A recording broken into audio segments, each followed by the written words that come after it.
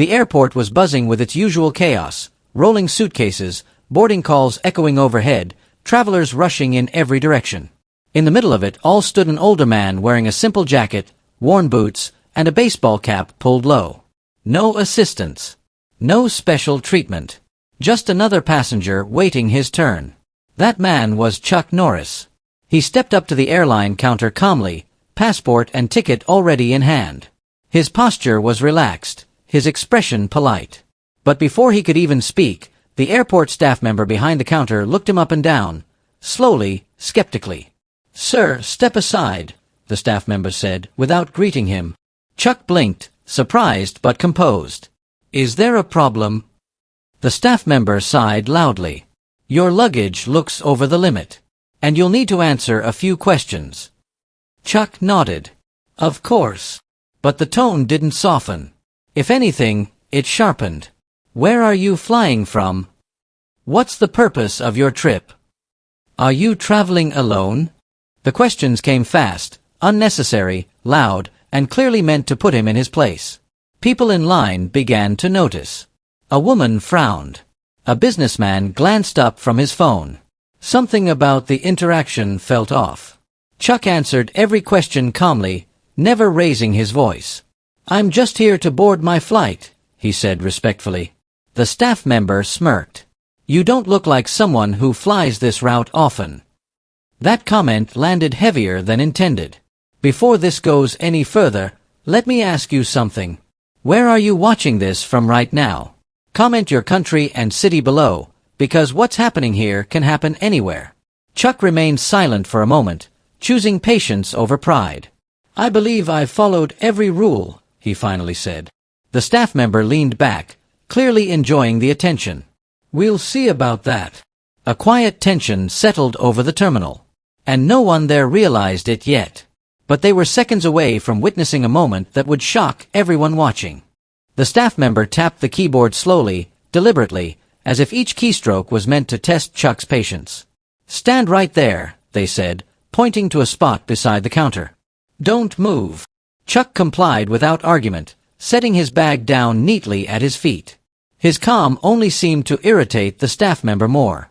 "I don't understand why this is necessary," Chuck said evenly. "I've already provided my ticket and passport." The staff member didn't look up. "I ask the questions here." Passengers behind him shifted uncomfortably. The line had stopped moving, and the tension was now impossible to ignore. A young man pulled out his phone, pretending to check messages, but his camera was clearly pointed toward the counter. Chuck noticed. So did the staff member. "You recording?" the staff member snapped. The young man hesitated. "I'm just standing here." "Then mind your business." Chuck raised a hand slightly, not in defense, but in calm reassurance. "It's all right," he said to the bystander. "No trouble." That simple sentence drew more eyes. The staff member finally looked up, annoyance flashing across their face. "You're awfully relaxed for someone who might miss their flight." Chuck met their gaze. "I trust the process." A scoff. "People like you always say that." A few heads turned. A woman in line whispered, "That was unnecessary."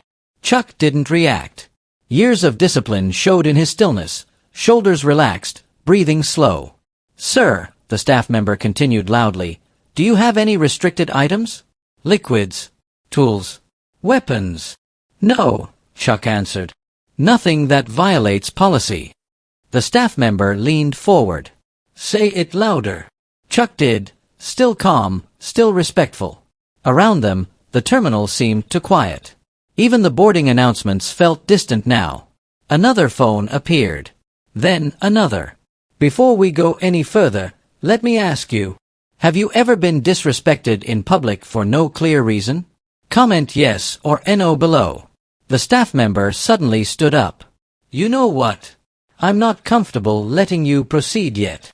Chuck frowned slightly. "On what grounds?" "On my judgment." That answer rippled through the crowd like a warning bell. Chuck leaned in just enough to be heard, not confrontational, just firm. With respect, judgment should be based on rules, not impressions. The staff member's eyes narrowed. Are you telling me how to do my job? No, Chuck said softly. I'm asking to be treated fairly. Silence followed, heavy and uncomfortable. The staff member exhaled sharply, reaching for the phone. I'm calling a supervisor. Some passengers sighed in relief. Others leaned closer. Chuck simply nodded. What no one realized yet was that this small decision would change everything. The moment the staff member picked up the phone, the atmosphere shifted. This is gate services, they said loudly. I have a non-compliant passenger at the counter. Non-compliant. The word hung in the air, heavy and unfair. Chuck straightened slightly, not in anger, but in disbelief. I've complied with every request, he said calmly. I've raised no issue. The staff member covered the receiver and looked at him with thinly veiled irritation. Sir, you're delaying operations. That alone is a problem. A ripple of discomfort moved through the line. People exchanged looks. Someone muttered, "That's not true." Chuck heard it. The staff member did too. Sir, Chuck said, lowering his voice, I don't want trouble. I just want to board my flight like everyone else. The staff member laughed quietly, not amused, but dismissive. Everyone else knows how this works. Behind Chuck, a middle-aged woman spoke up. He hasn't done anything wrong. The staff member snapped their head around. Ma'am, stay out of this. The woman recoiled, shocked into silence. Chuck turned slightly toward her. Thank you, he said gently. That gratitude, simple, sincere, only seemed to inflame the situation further. The staff member slammed the phone back onto the counter. Until a supervisor arrives, you're not going anywhere. Chuck nodded once. All right. But then the staff member added, step away from the counter. Chuck hesitated, not out of defiance, but confusion. There's no reason for that. Do it, the staff member ordered, voice raised now.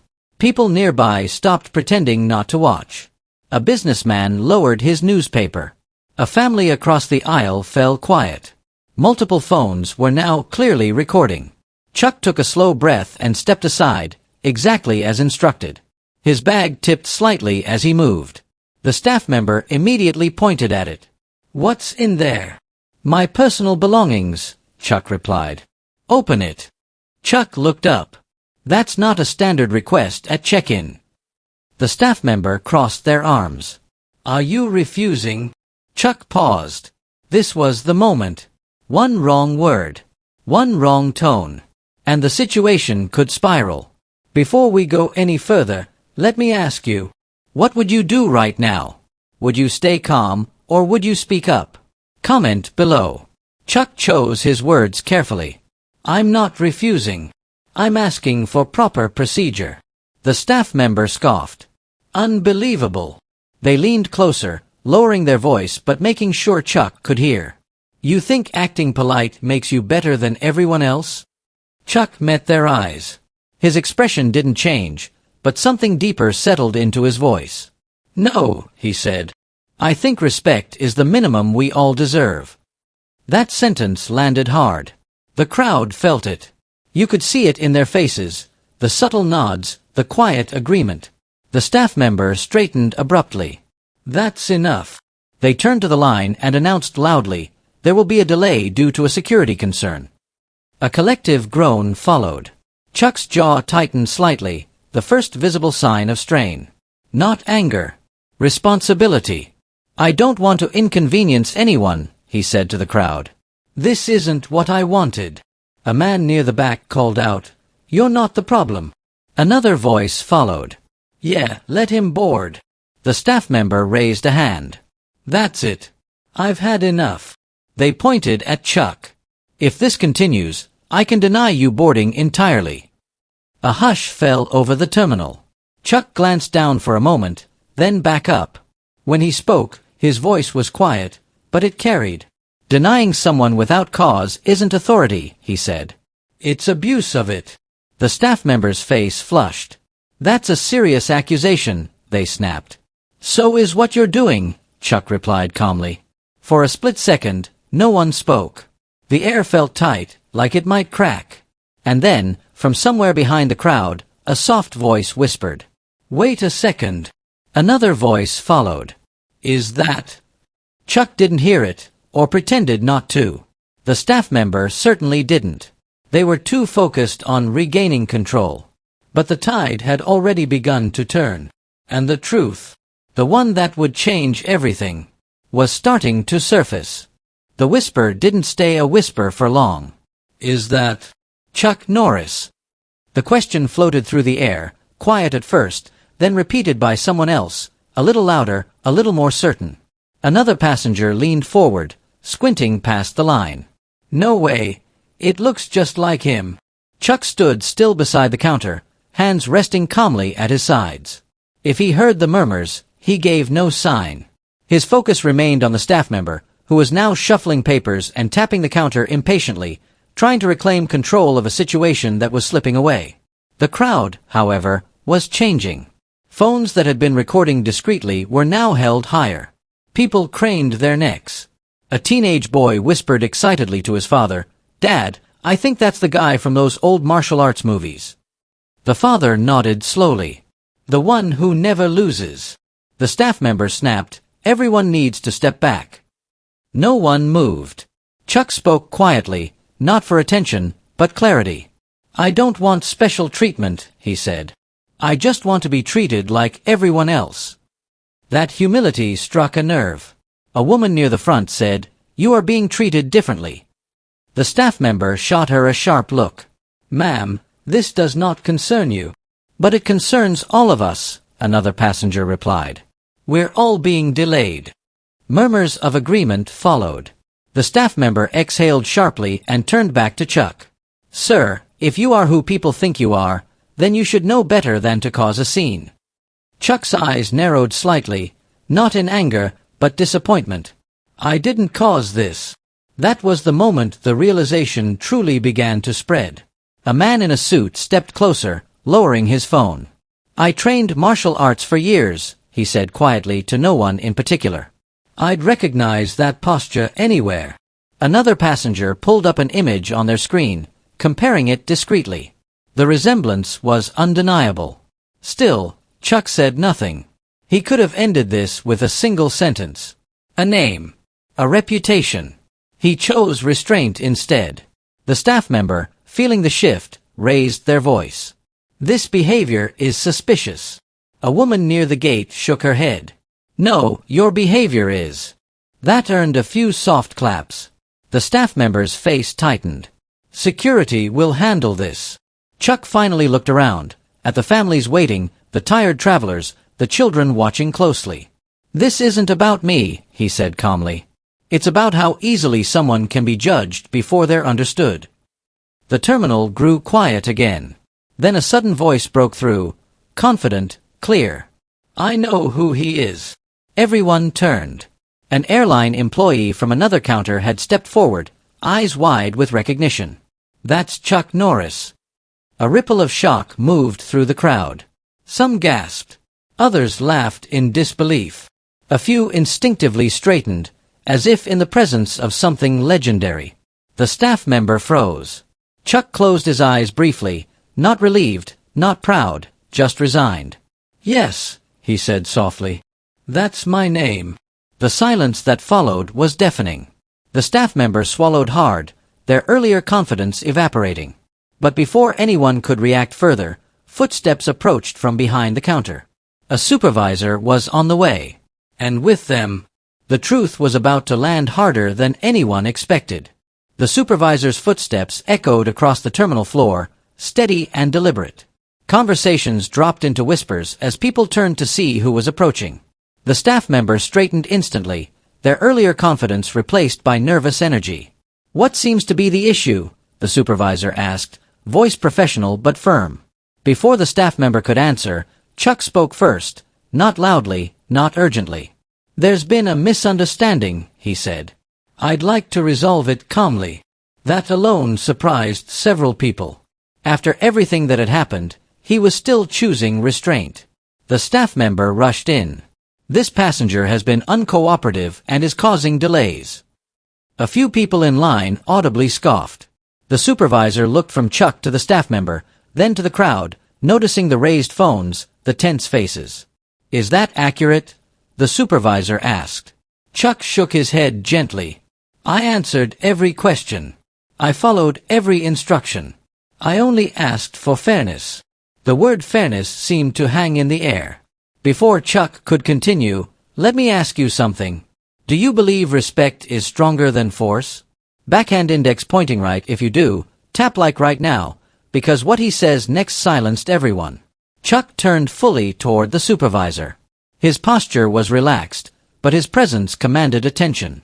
"When authority forgets empathy," he said calmly, "it stops serving people and starts controlling them." The terminal went quiet. "I'm not asking to be recognized," Chuck continued. "I'm asking that the same rules apply to everyone, without judgment, without assumptions."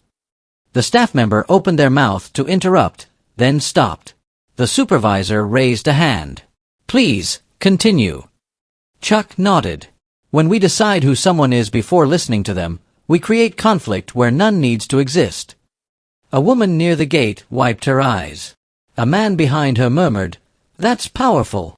The staff member shifted uncomfortably, arms now folded not in authority, but defensiveness. The supervisor turned to them. "Did you have cause to escalate this situation?" The staff member hesitated. "I had a feeling." The crowd reacted immediately. "A feeling. That's it. You delayed all of us for a feeling?" Chuck didn't smile. He didn't nod. He simply said, "Feelings are not policies." The supervisor took a slow breath. "That's correct." The staff member's shoulders dropped slightly. "I want to be clear," Chuck added. "This isn't about embarrassment. It's about learning. Every person you meet deserves dignity before suspicion." Silence followed, heavy, thoughtful. The supervisor turned back to Chuck. "Sir, I apologize for the inconvenience.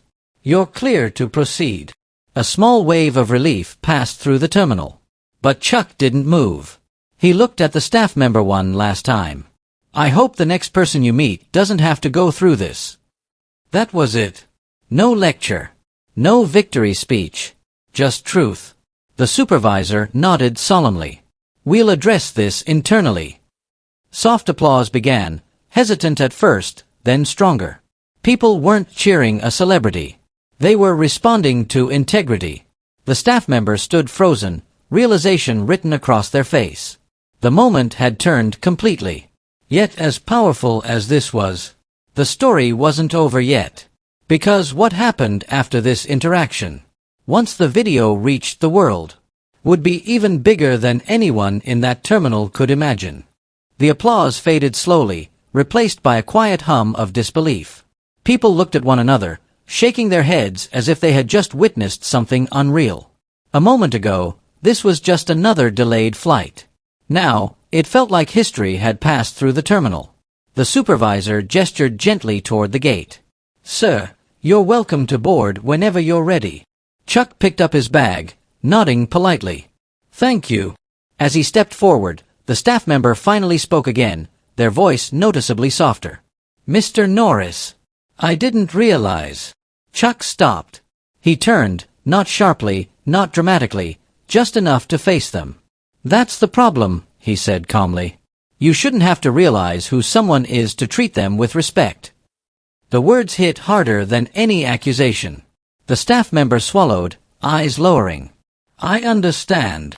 Around them, phones were still recording, but now the tone had changed. This wasn't scandal anymore. It was a lesson.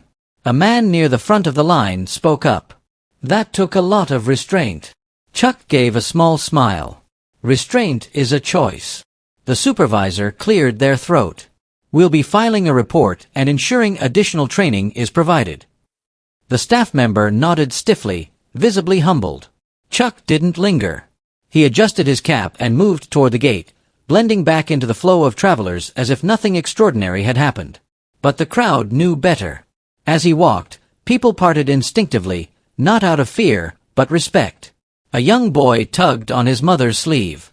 "Mom, that was Chuck Norris, right?" She smiled. "Yes." "And did you see how he handled that?" The boy nodded slowly. "He didn't get mad." Chuck heard that. He paused, turned back, and knelt slightly so he was at the child's eye level. "Anger is easy," he said gently. "Control is harder, but it lasts longer." The mother's eyes filled with tears. "Thank you," she whispered. Chuck stood, nodded once more, and continued on.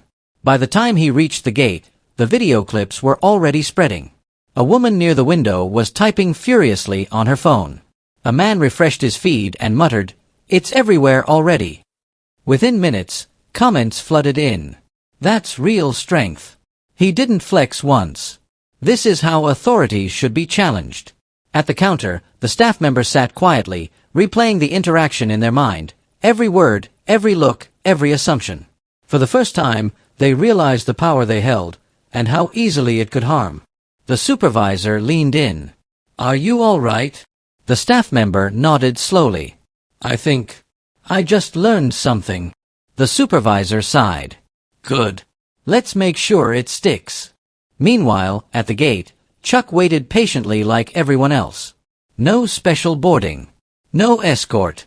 When boarding was finally announced, a spontaneous round of applause broke out again. Softer this time, more personal. Chuck raised a hand slightly. "Thank you," he said. "But remember, this isn't about me." The flight attendant smiled warmly. "We won't forget that." As he walked down the jet bridge, the noise of the terminal faded behind him.